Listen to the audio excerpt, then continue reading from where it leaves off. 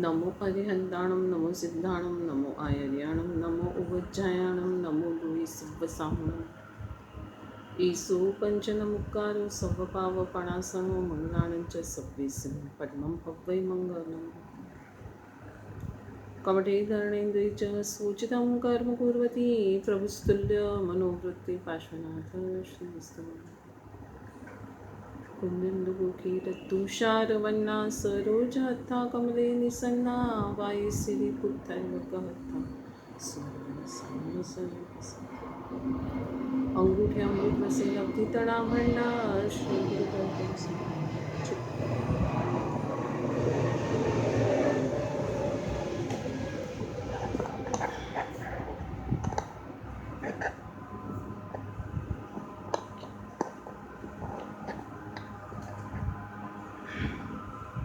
પરમ પૂજ્ય મોપાધ્યાય શ્રી યશો વિજય મહારાજ સાહેબ રચિત સમાધિ શતક ગ્રંથ અને તેના ઉપર પરમ પૂજ્ય ભક્તિ યોગાચાર્ય યશો વિજય મહારાજ સાહેબના વિવેચન ઉપરના સ્વાધ્યાયનો આજનો આપણો 87મો દિવસ છે.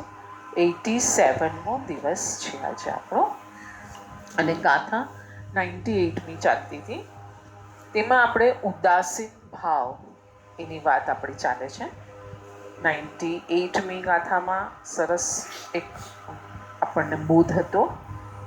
એક નયનો વાદ કરનાર પોતાના મતમાં પરસ્પર ખંડન અને મંડન કરીને લડી પડે છે, પરંતુ જ્ઞાની પુરુષ ઉદાસીન ભાવમાં સંપૂર્ણતા લયલીન રહે છે.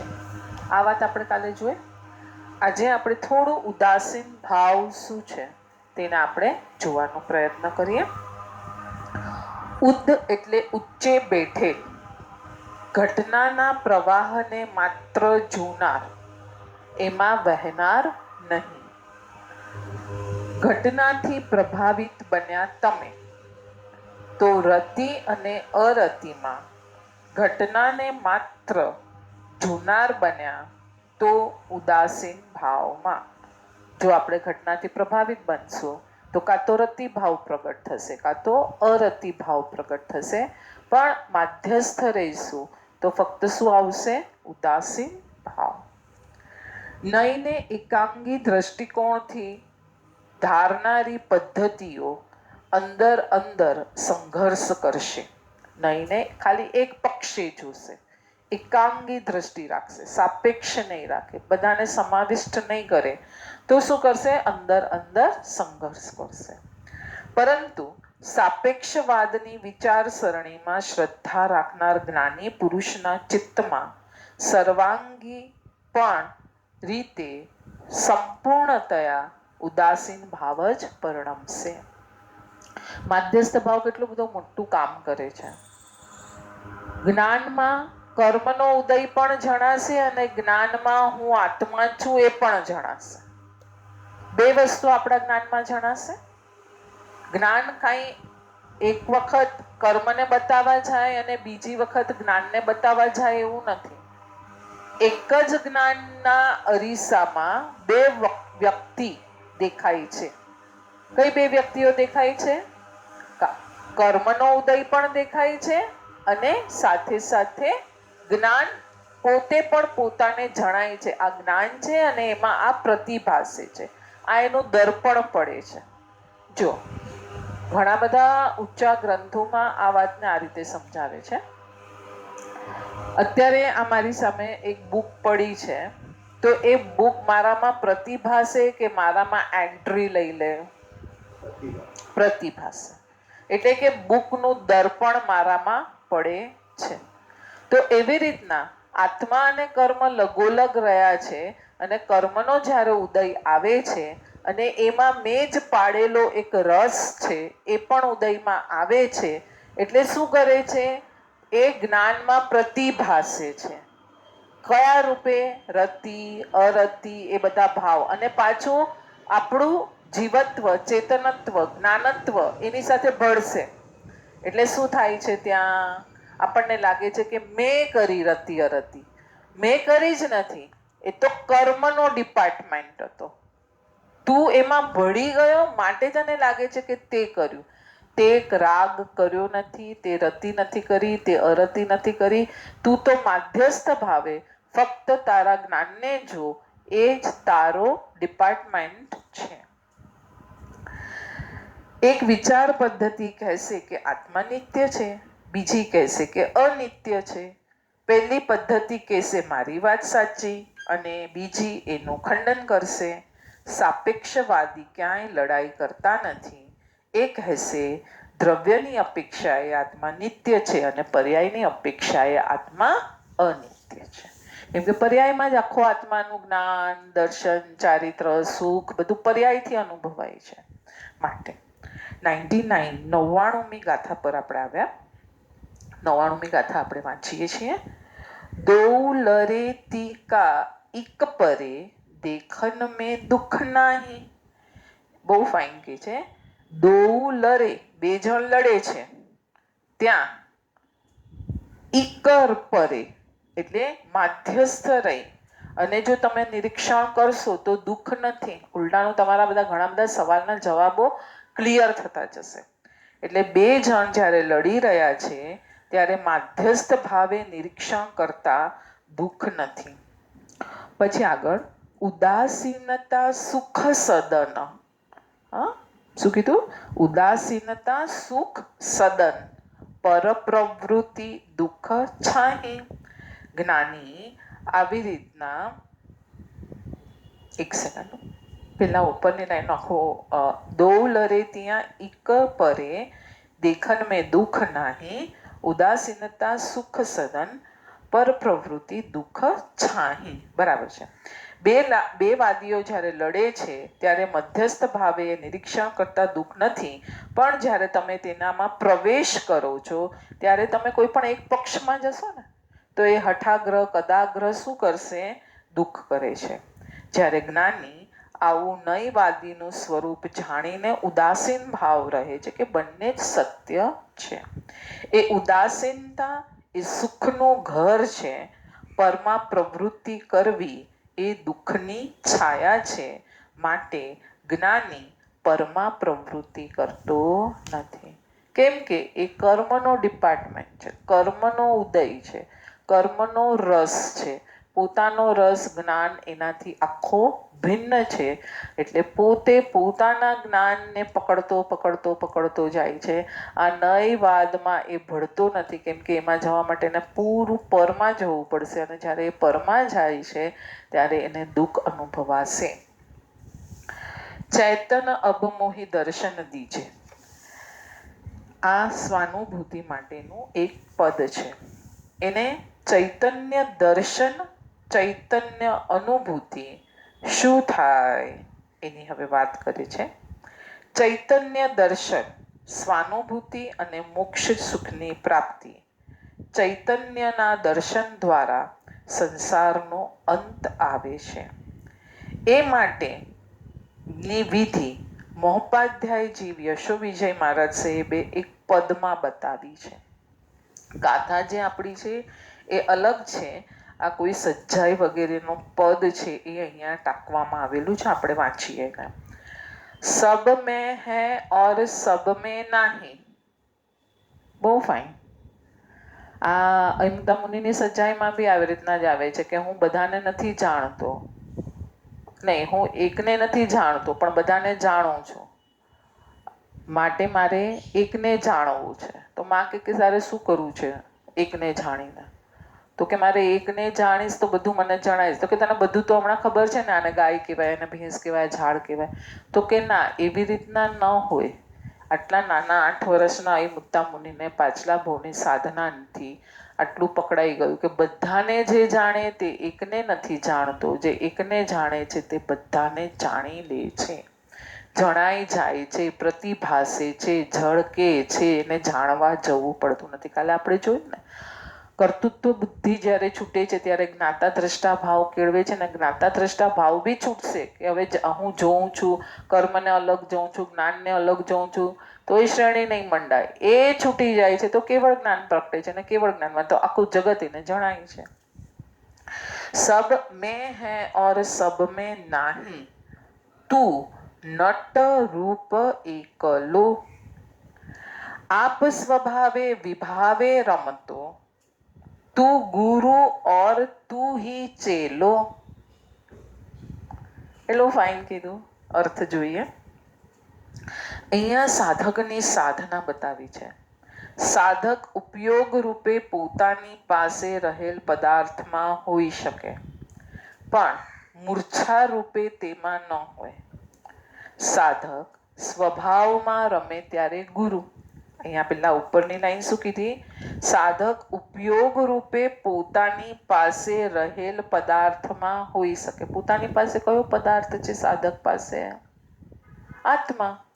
અને એમાં જ્યારે સ્થિર બેઠો છે, પણ મૂર્છા રૂપે નહીં. ઓહો, મને તો અંદર અનંત જ્ઞાન દેખાઈ રહ્યું છે, દેખાય નહીં, મણાઈ રહ્યું છે, અનુભવાઈ રહ્યું છે, જેવી રીતના શાસ્ત્રમાં પદ્ધતિ આપી હતી એમ જઈ રહ્યો છું, તો એ કાંઈ થવાનું નથી. અહીંયા શું કીધું? સાધક ઉપયોગ રૂપે પોતાની પાસે રહેલ પદાર્થોમાં હોઈ શકે, મૂર્છા રૂપે નહીં. સાધક સ્વભાવમાં રમે ત્યારે ગુરુ. પોતાના સ્વભાવમાં જ્યારે રમે છે ત્યારે ગુરુ, વિભાવમાં જાય ત્યારે શિષ્ય. સાધનાના પ્રારંભિક તબક્કામાં, સ્ટાર્ટિંગ સ્ટેજમાં, અનાદિના અભ્યાસ વડે ક્યારેક પરમાં ઉપયોગ જાય છે, જશે. અનાદિનો સંસ્કાર છે, જશે. પણ જેમ જેમ સાધના દ્રઢ થતી જાય છે તેમ ઉપયોગ સ્વભણી ફંટાતો જાય છે. એટલે આપણે જ આપણા ગુરુ અને આપણે જ આપણી જાતને શિષ્ય માનવાનું છે. જ્યારે હું પરમાં જાઉં છું ત્યારે હજી ઘણું કરવાનું બાકી છે, અને જ્યારે હું સ્વ તરફ જાઉં છું, આ જ સાચો માર્ગ છે. અહીંયા ગુરુ એટલે હું મોટો થઈ ગયો એમ નહીં. જે શાસ્ત્રએ જે સાચો માર્ગ બતાવ્યો છે એ તરફ જ હું જાઉં છું. અનાદિના અભ્યાસનું ધુમ્મસ છટાતું જાય, દૂર થતું જાય, તેમ તેમ ઉપયોગ સ્વભણી વળે છે. નહીતર સ્વાનુભૂતિ તરફ જવું અઘરું છે ને? નહીં તો કહે છે કે ભાઈ જણાતો જ નથી, આત્મા દેખાતો જ નથી. આપણે ઘણી વખત ડિસ્કસ કે જણાતો નથી, અનુભવાતો નથી, દેખાતો નથી, તો હું શા માટેની સાધના માટે આટલા માથા પચીસી કરું? તો પણ તું જે બોલે છે જ્ઞાન એ તારી અંદરથી આવે છે. એમ સ્ટેપ બાય સ્ટેપ જશે, શાંત થશે, વિકલ્પથી, શરીરથી, આજુબાજુના સર્કમસ્ટેન્સથી, પોતાના કર્મથી, રાગાદી ભાવથી, આમ એક વસ્તુની નેતિ કરતું જશે. એમ એની અસ્થિ એને પ્રગટ થતી જશે. ફરતા યોગી, અતિથિ મુનિ, સંન્યાસી બધા જ ચૈતન્ય અનુભૂતિ માટે પ્રયત્ન કરે છે, પરંતુ ચૈતન્ય તો સહજ રીતે પ્રગટ થશે જ્યારે સાધક ચિત્તાનંદની મોજ અનુભવતો હશે. અહીંયા સરસ બધાની ડેફિનેશન કીધી. ફરતા યોગી, પછી મુનિને બ્રેકેટમાં લખ્યું, એની આગળ લખ્યું અતિથિ. અતિથિ એટલે જે તિથિ જોઈને જેનો પ્રવેશ થતો નથી, અને એની બ્રેકેટમાં લખ્યું છે મુનિ. પછી લખ્યું સંન્યાસી, વૈરાગી.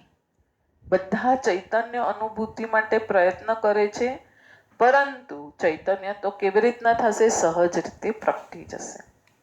ચિત્ત એટલે જ્ઞાન અને આનંદ. ચૈતન્યના આ ગુણોનું ઉદ્ઘાટન કેટલું તો મજાનું હોય. રિબિન કટ કરવાની છે. રિબિન કટ કરી અને ચૈતન્ય ક્યાં છે પેલા તો શોધવું પડશે. તમને કોઈ ઇનોગ્રેશન માટે બોલાવે તો પેલા તમને ડેટ જોઈશે, સ્થળ જોઈશે, એ બધું જોઈને તમે ત્યાં જશો, પછી રિબિન કટ કરશો ને. તો અહીંયા પણ 5 સમવાય કારણો જોઈશે. ક્યાં છે આત્મા એની ખબર હોવી જોઈશે. તત્વ અભ્યાસ જોઈશે, તત્વના નિર્ણયો કરવા પડશે, શાંત ચિત્તે બેસવું પડશે, અને છેલ્લે ગ્રંથિ ભેદ એ રિબિન કટ અને સમ્યક દર્શન થઈ જશે. પણ એને કહેવા માટે શબ્દ તો છે જ નહીં. તમે એને કહી ન શકો, ફક્ત અનુભવી શકો, કેમ કે અરૂપી છે. અરૂપીના ગુણ પણ અરૂપી જ હોય. કોઈ કહેશે જ્ઞાન બતાવો તો ક્યાંથી બતાવશું? કોઈ કહેશે બુદ્ધિ, તો કે હા અહીંયા છે, પણ મને જોવી છે, બુદ્ધિ જોવી છે. તું સૌથી હોશિયાર છે, માને તારા પહેલા તારી બુદ્ધિ બતાવો પછી હું માનું. તો એ તો છે જ ને, એ અરૂપી છે. સંત કબીરજી આ ઘટનાનું કાવ્યાત્મક વર્ણન કર્યું. દુલ્હા દુલ્હન મિલ ગયે. શું કહે છે? દુલ્હા દુલ્હન મિલ ગયે, ફિક્કી પડી બારાત. હવે બારાતનું કોઈ વેલ્યુ છે? લગ્ન કરવા જાય વરરાજો, ત્યારે બારાતની વેલ્યુ હોય કે ઓ આવી રહ્યો છે, વરરાજો આવી રહ્યો છે. આ બાજુ કન્યા પક્ષ પણ તૈયાર હોય. જો કેટલું ફાઇન છે.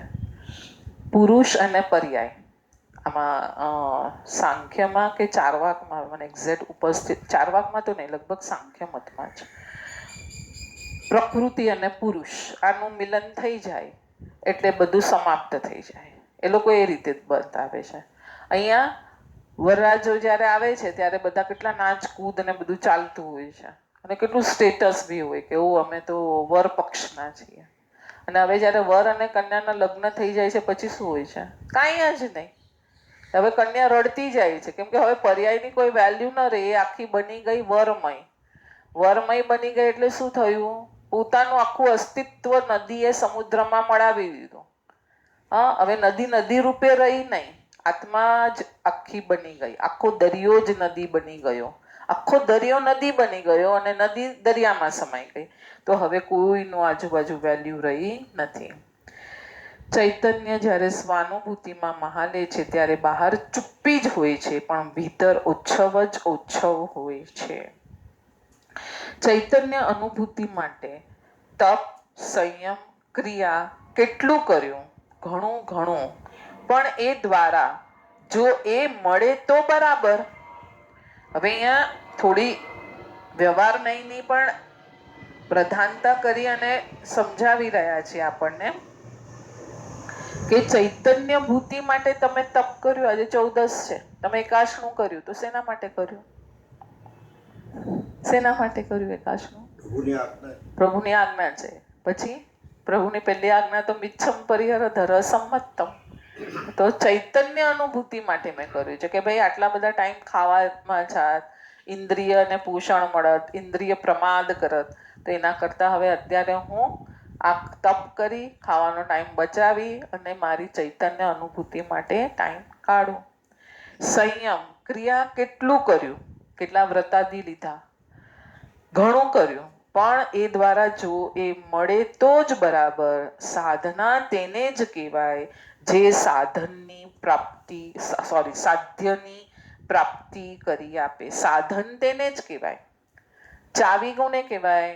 તાળું ખોલી આપે એને ચાવી કહેવાય. તાળું ખુલે જ નહીં તો આપણે કે આ તો ખોટી ચાવી છે, ખોટી ચાવી છે, જે બીજી લાવો.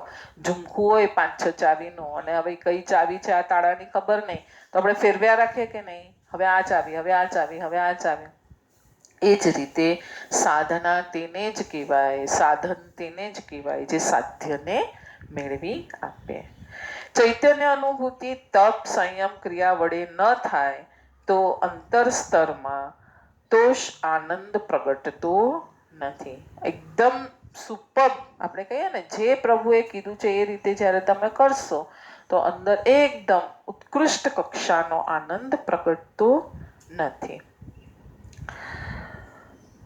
ઉદાસીન દશા એ સુખનું કેન્દ્ર છે, અને પરમાં પ્રવૃત્તિ કરવી એ દુઃખનું કેન્દ્ર છે. સુખનો અર્થ ઉદાસીનતા ભણી જાય, અને દુઃખનો ઈચ્છુક તો કોણ હોય? તો પછી પર પ્રવૃત્તિ તરફ શા માટે જવાય? આ સંસાર ચક્રમાં નાનીમાં નાની કીડી દુઃખ ઈચ્છે છે? કોઈ જીવ દુઃખ ઈચ્છે છે? કોઈ જીવ દુઃખ ઈચ્છતું નથી.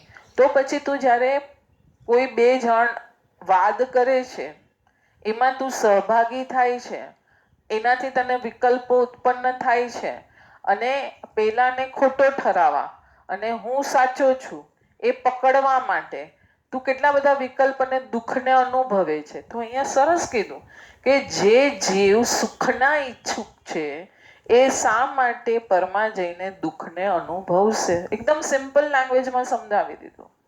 આપણને એમ લાગે કે ના ના આ તો કરવા યોગ્ય છે, પણ ક્યારે ક્યારે જ્યારે તને શાંત રહીને કરવાનું આવડતું હશે ત્યારે. બાકી ખંડન મંડન તોડન ભોડનમાં બધામાં જશે તો કાંઈ થશે નહીં. ઓર વિકલ્પ ઓર એને ખંડન કરવા માટે ઓર રાગ, હજી વધારે એ બધું ચાલશે.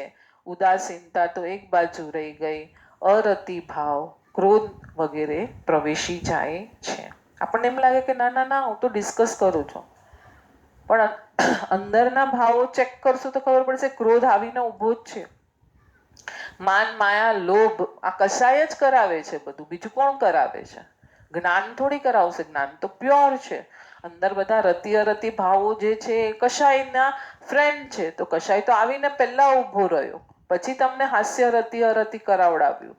એ બધું કરાવીને આખું કાર્ય પૂરું થઈ ગયું, તમને તો ખબર બી ન પડી કે તમે શું કર્યું. અનુભવ શો રહ્યો છે આપણો પરમાં જતા, પરમાં ગયા પછી તો રતિભાવ રહ્યો અથવા તો અરતિ રહ્યો. ક્યારેક જે પદાર્થ ખૂબ ગમતો હોય તેના પર અણગમો થાય. હવે એનાથી અરત, ક્યારેક આ ગમે ક્યારેક આ ગમે, ક્યારેક આમ કરો ક્યારેક આમ કરો. હવે આ ગમા અણગમાના વર્તુળમાંથી બહાર નીકળવું એ જ ઉદાસીનતા છે.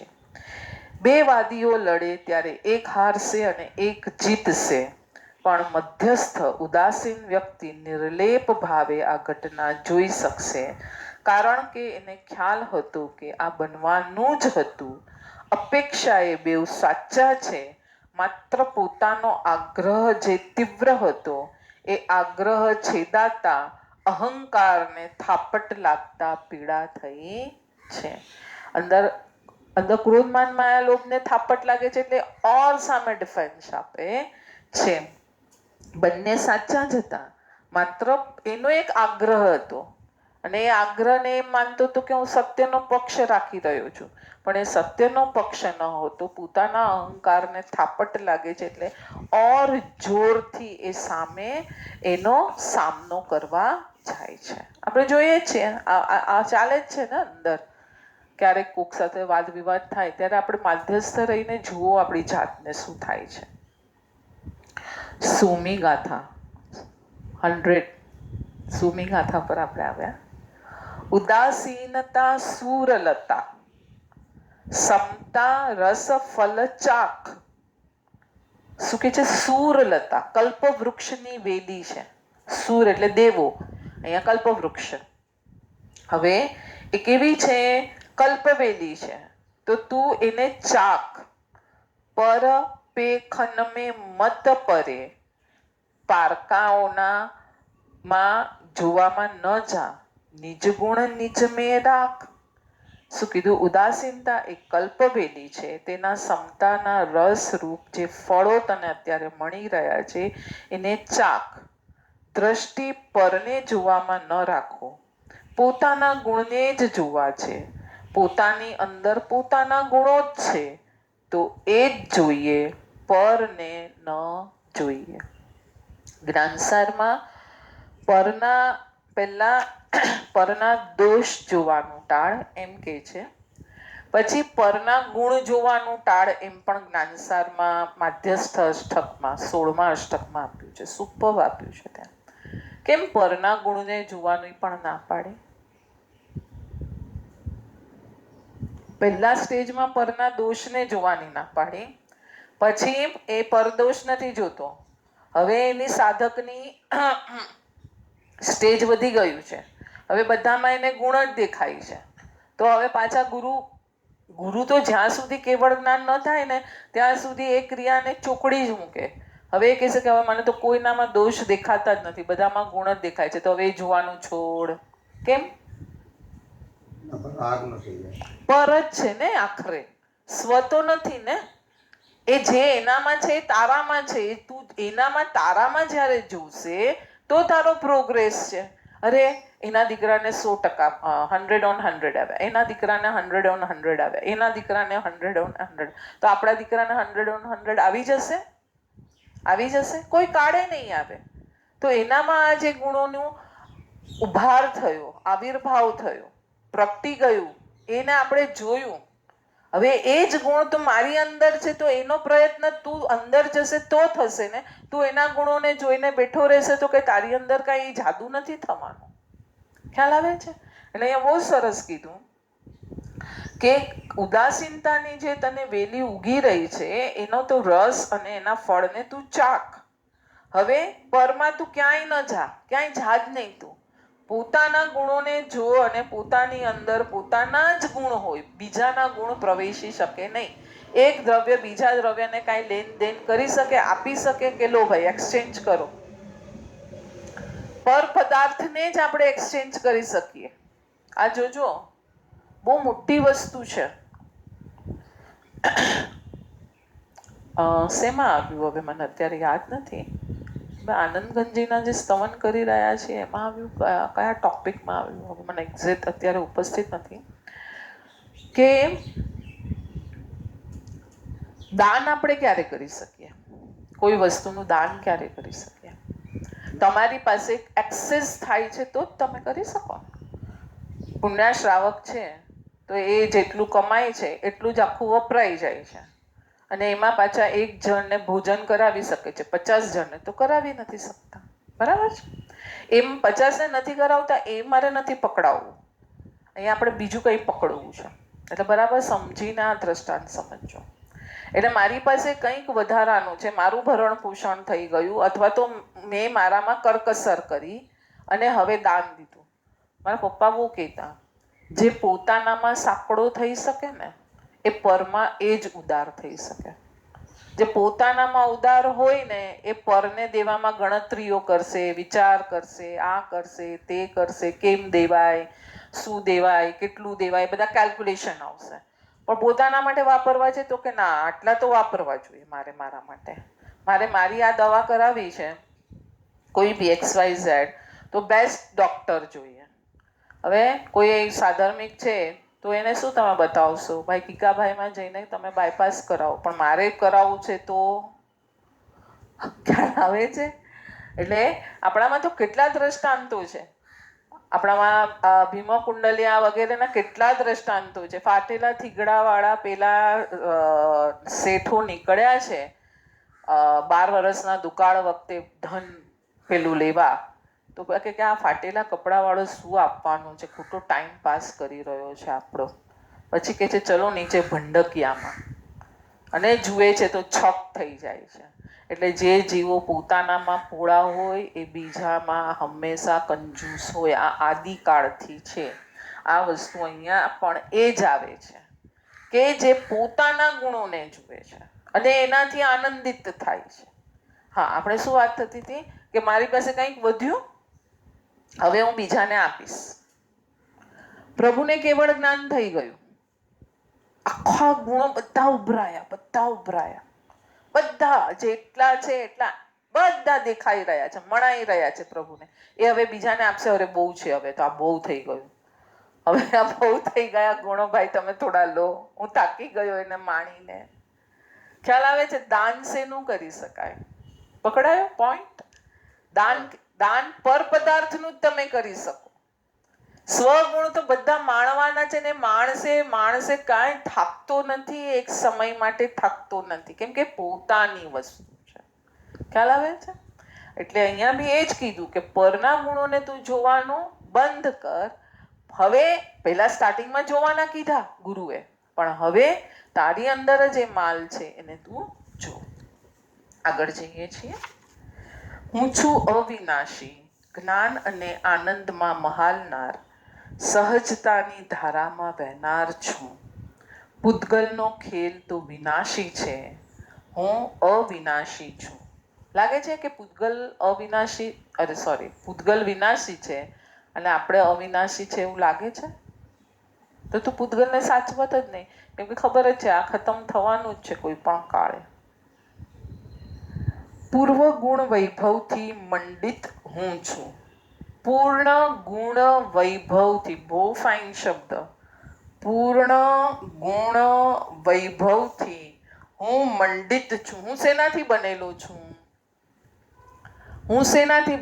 છું? કોઈ કે આપણે એની પહેલા બી એકવાર વાત કરી હતી. આ બાજુ તમે જેને સુખ માનો છો, એનું લિસ્ટ તમે કરશો. હા, મારી પાસે આટલું બેંક બેલેન્સ, આટલા ફ્લેટ, આટલું આ, આટલું આ, આટલું આ, આટલું આ, અને અહીંયાથી જ્ઞાનીઓ જેને સુખ માને છે એનું લિસ્ટ કરશો. આપણી પાસે કયું લિસ્ટ હેવી છે?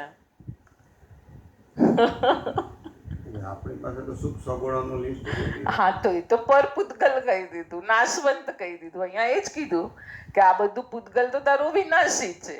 જે અવિનાશી છે એનું લિસ્ટ કેટલું છે તારી પાસે? લિસ્ટ નથી તો ખબર તો છે કે ભાઈ અહીંયા ચરુ દટાયેલો છે, એને ખોદવો છે મારે, એ તો ખબર છે કે એ ખબર નથી તને? ખ્યાલ આવે છે? સાધક છે આંતરદ્રષ્ટિયુક્ત. બહુ મજાની કડી છે. બાહ્ય દ્રષ્ટિ મનુષ્ય લિંગ ચિહ્ન ધાર્મિકતાને અભિવ્યક્ત કરતા વેશ અને ક્રિયા પર નજર રાખશે. શું કીધું? બાહ્ય દ્રષ્ટિએ શું જોશે? એ બહારથી શું ક્રિયા કરે છે, એનું એક ચિહ્ન છે, એનું લિંગ છે, એનો આકાર છે. બધી ક્રિયાનો એક આકાર છે. બહુ ફાઇન છે, બહુ ઊંડાણવાળી છે, પણ આપણે એટલું ઊંડાણમાં નહીં જશું. એને એક લિંગ છે, પૂતગલને એક લિંગ છે, એક ચિહ્ન છે, વર્ણગંધ રસ સ્પર્શ. હા, આત્માને પણ એક ચિહ્ન અને એક લિંગ છે. ચેતના, જ્ઞાન, આનંદ, આ બધા એના ચિહ્ન છે, એના લિંગ છે. હવે મારી દ્રષ્ટિ શેના ઉપર છે? બાહ્ય ક્રિયા પર છે, જે આકારવાળી છે, જે એ તો બધી પૂતગલના ખાતામાં નાખી દીધી, બધી પરના ખાતામાં નાખી દીધી. અંદર તને શું થયું? તારા અંદરના ચિહ્ન, અંદરના લિંગ, અંદરના આકારો, અંદરના ભાવો, અંદરની દુનિયા તને પકડાય તો એ તારી સાધના. અને તારું આ સાધન તો યથાર્થ થયું. આગલી ગાથામાં આપ્યું ને, પાછું લઉં છું. બાહ્ય દ્રષ્ટિ મનુષ્ય જ લિંગ ચિહ્ન ધાર્મિકતાની અભિવ્યક્ત કરતા વેશ અને ક્રિયા પર નજર રાખશે. અંતરદ્રષ્ટિ સંન્યાસી ચિન્મૂર્તિ. એક એક શબ્દ શું મસ્ત મસ્ત આવે છે. ચિન્મૂર્તિ, મૂર્તિ કીધી એને. એક જગ્યાએ તો ધાતુ કીધી એને. ચેતના ધાતુ છે, એનો પિંડ છે. શેની બનેલી છે? તો કે ચિદ પિંડ. માટીથી ઘડો બનેલો હોય તો ઘડો શેનો બનેલો છે? તો કે માટીનો. તો આત્મા શેનો બનેલો છે? તો ચેતનાના પિંડનો. આખરે પ્રાપ્તિને કોની સાથે સાંકળશું? સામાયિકની ક્રિયા થઈ પણ સંભાવ કેટલો ઉભર્યો, એની સાથે આપણે આપણી પ્રાપ્તિને સાંકળશું. તમે છો ચિન્મૂર્તિ, એટલે કે જાણનાર. વિભાવ તરફ પ્રવૃત્ત થતી ક્રિયાઓને તમે જાણો છો, જુઓ છો, પણ ભળતા નથી. તમે જાણનારા. જાણનાર શબ્દ બહુ હેવી છે. ખાલી એને હું જાણનાર છું, જ્ઞાતા છું, દ્રષ્ટા છું, આવા જ બધા શબ્દ પ્રયોગ કરી અને આની મહત્તાને ઓછી નથી કરવાની. જાણનાર એટલે કેટલી વસ્તુનો જાણનાર. મને જાણનાર, પરને જાણનાર, ભેદ જ્ઞાન કરનાર, ઓળખાવનાર. આ મારો રાગ, આ મારો દ્વેષ, આ મારી રતિ, આ મારો ભક્તિભાવ, આ મારું પર, આ મારા ગુણ, આ પરના ગુણ. કેટલું જાણવાનું છે. આપણે તો કહીએ હા હું તો જ્ઞાતા દ્રષ્ટા. અરે પણ શેનો જ્ઞાતા દ્રષ્ટા? ક્યાં સુધી તારે અંદર જવાનું છે એ આપણને ખબર જ નથી.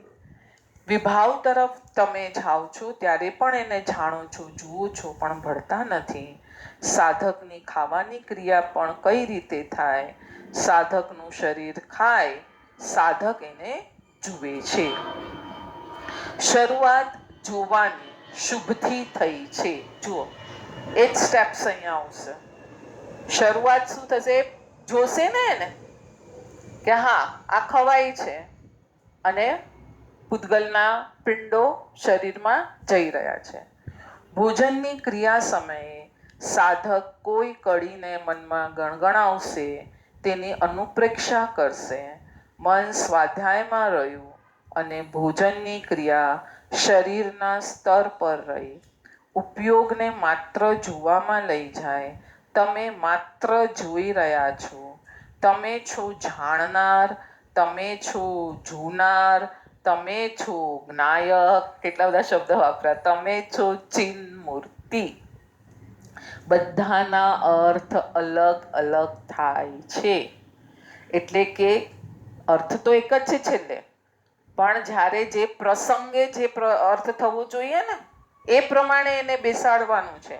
તમે છો જાણનાર, તમે છો જોનાર, તમે છો જ્ઞાયક અને તમે છો ચિન્મૂર્તિ. બરાબર, અહીંયા સુધી રાખશું આપણે. કાલ આગળ લઈશું થોડું. જીનાજ્ઞા વિરુદ્ધ કાંઈ પણ બોલાયું હોય તો મિચ્છામિ દુક્કડમ. સર્વ સાધકો સાતામાં હશો. બધાની સાધના સારી ચાલતી હશે. પ્રણામ.